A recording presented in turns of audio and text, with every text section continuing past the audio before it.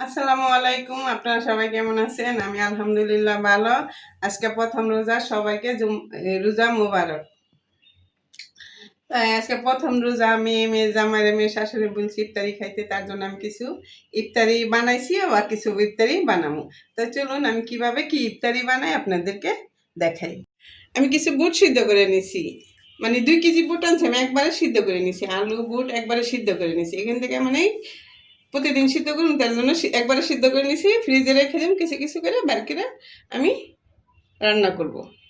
আর বেগুন, বেগুনি দেখুন, বেগুনি সুন্দর সুন্দর বেগুনি, আর পেঁয়াজ দেখুন কি সুন্দর মশমশা, একটা মশমশা এমন করে আমি বাজিয়ে নিছি।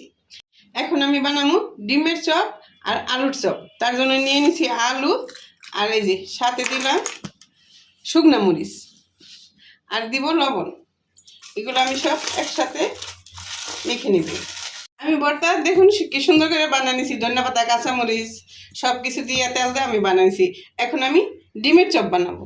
দেখুন ডিমের চপ বানানোর জন্য আমি এইভাবে করে নিলাম, একটু ভর্তা দিয়ে নিলাম, আর উপরে একটু দিয়ে নিব এভাবে।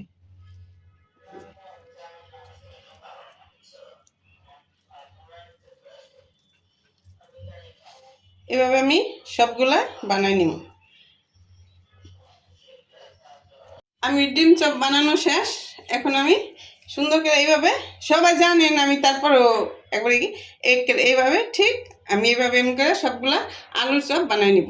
আমি এখানে সুন্দর একটা ব্যাটার তৈরি করে নিয়েছি। ব্যাটারটা তৈরি করতে কি কি দিছি জানেন?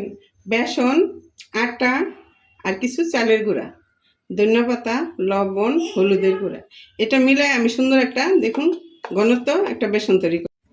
বেকিং সোডা সব মিলাই আমি একটা ব্যাটার তৈরি করছি। এখন এটা ভিতরে এইভাবে দিব, আর সুন্দর করে এই যে ভেজে নেব, তাহলে আর ভাঙবো না, নষ্ট হইব না। এবার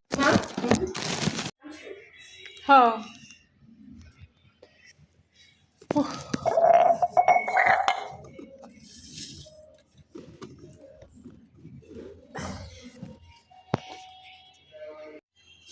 আমার এই ছিল আজকে ইফতারের আয়োজন। দেখুন এগুলা ভেজে নিছি, এগুলা ফল, এটা চাকি করে শরবত, অনেকে পছন্দ করে, তরমুজ, এটা হচ্ছে ডিম চপ বাজলাম, বুট বাগা দিছি, এই যে সালাদ, 2 পদের জিলাপি।